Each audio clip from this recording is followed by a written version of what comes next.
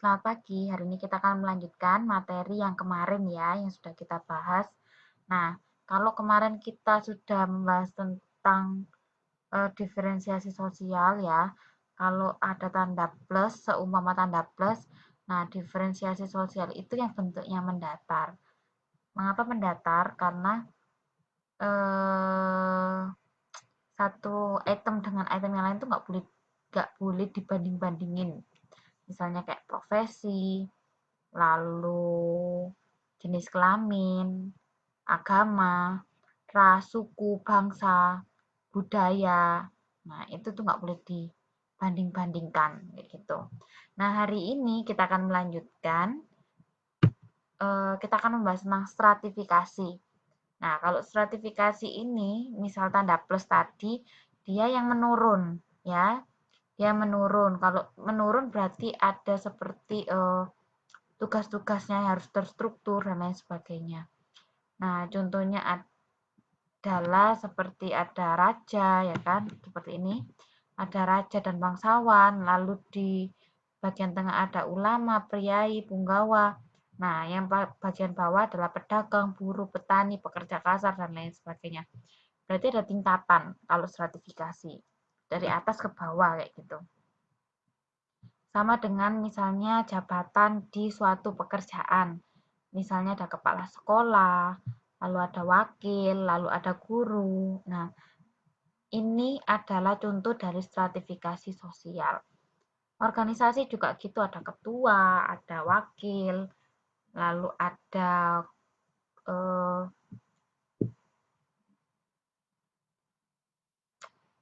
sisi yang lainnya atau divisi yang lain seperti itu. Nah, stratifikasi sosial itu apa sih?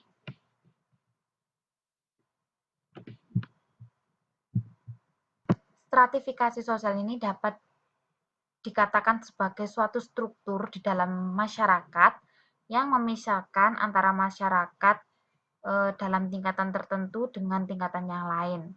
Nah, misalnya dalam bidang pendidikan, kekayaan, kekuasaan, dan lain sebagainya. Nah, kalau contoh yang satunya ini adalah stratifikasi sosial bentuknya kasta. Kasta yang ada di India atau di Bali, ya. Yang pertama yang paling atas itu diduduki oleh kasta Brahmana, ya. Lalu di bawahnya Ksatria. Yang ketiga Waisya. Yang terakhir yang paling bawah adalah kasta Sudra. Nah, boleh nggak mereka pindah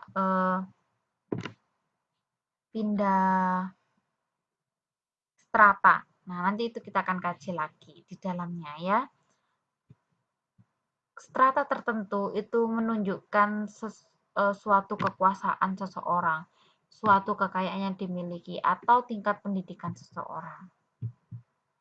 Nah, ini pengertian dari stratifikasi sosial. Ya, ada dari Pitirim Asorokin, Astria Susanto, Bruce, dan Robert. Dari semua ini hampir sama sebenarnya, ya kan? Intinya adalah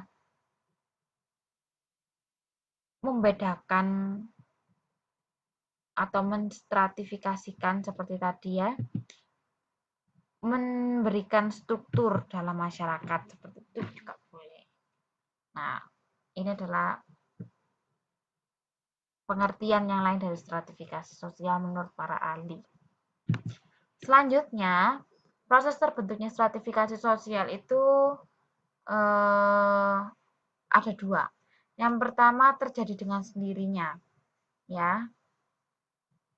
Terjadi dengan sendirinya itu contohnya adalah berdasarkan kekayaan, ya kan? Nah, karena berdasarkan kekayaan semakin dia kaya, ya kan? Nah, dia akan membentuk stratifikasi sosial gitu. Ada yang kaya, ada yang miskin, ada yang tengah-tengah. Bisa jadi misalnya nih, orang tuanya kita misalnya kaya tuh. Nah, tiba-tiba di kita biasa aja. Kayak gitu. Nah, berarti stratifikasi sosial kita menurun seperti itu. Nah, itu terjadi dengan sendirinya. Lalu yang kedua adalah sengaja dibentuk atau disusun. Nah, kalau sengaja dibentuk ini bisa contohnya adalah sebuah organisasi atau jabatan di perusahaan dan lain sebagainya. Nah, dasar pembentukan stratifikasi sosial itu bisa berdasarkan kekayaan atau kekuasaan atau berdasarkan kehormatan dan ukuran ilmu pengetahuan. Karakteristik stratifikasi sosial. Nah,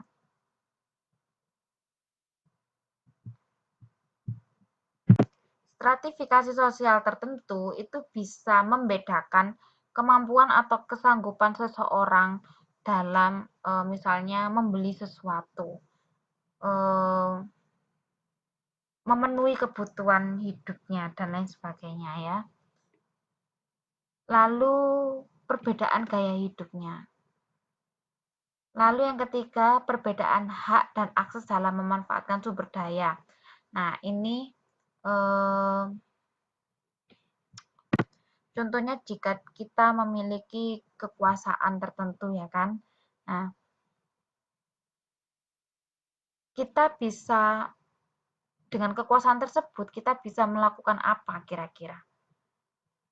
Ada beberapa hal yang mungkin di suatu tingkatan tertentu kita bisa misalnya mengangkat seseorang menjadi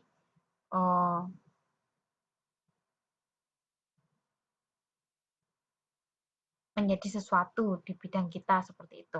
Atau menurunkan seseorang, atau kita bisa membuat seseorang itu misalnya masuk di dalam suatu pekerjaan yang sedang kita tekuni seperti itu. Nah, itu merupakan perbedaan hak dan akses dalam memanfaatkan sumber daya. Nah, ini adalah sifat stratifikasi sosial. Sifat stratifikasi sosial itu dibagi menjadi 3, yaitu tertutup, terbuka, dan campuran. Kalau tertutup, stratifikasi ini tidak bisa berpindah dari satu tingkatan ke tingkatan yang lain. Ya, ya kalau di bawah ya di bawah terus, kalau di tengah ya di tengah terus, kalau di atas terus gitu. Contohnya adalah di masyarakat Bali. Kalau masyarakat Bali kan menganut sistem kasta ya.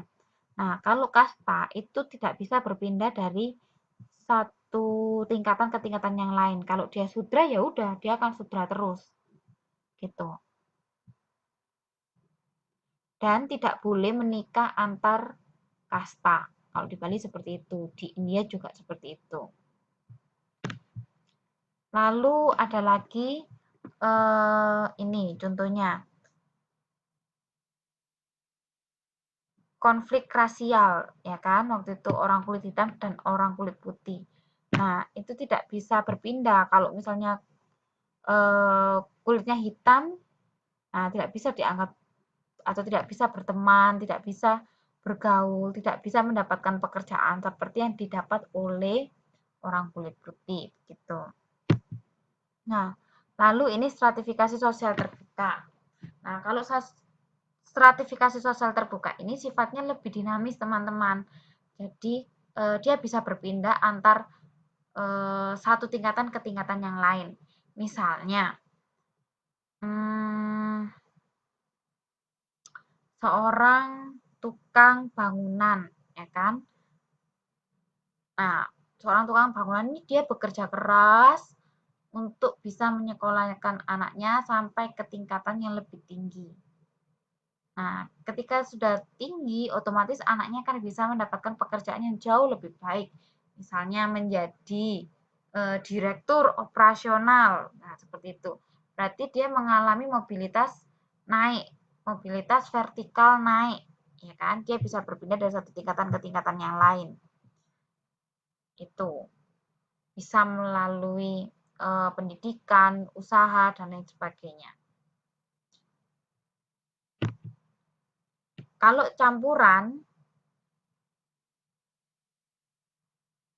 campuran, dia lebih pada masyarakat yang cenderung memiliki stratifikasi tertutup, ya jenis stratifikasi tertutup. Tapi ketika dia pindah ke daerah lain, ya kan, lalu dia menjadi berhasil, sukses. Nah, dia kan seharusnya bisa menjadi statusnya naik seperti itu. Nah, kalau di tempat lain, misalnya dia berada di luar daerah tersebut, nah, dia menduduki stratifikasi sosial campuran. Contoh, kalau tadi saya bilang dia termasuk kasta Sudra misalnya. Di Bali dia kasta Sudra.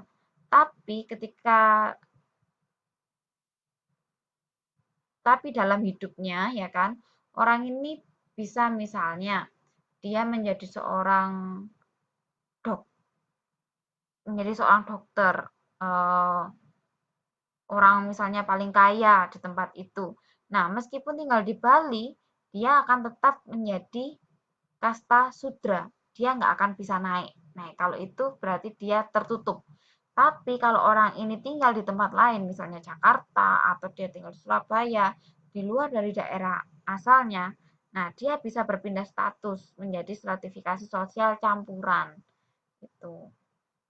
Jadi kastanya itu tidak berlaku, ini seperti itu. Menyesuaikan diri dengan aturan kelompok yang ada di wilayah di mana dia tinggal.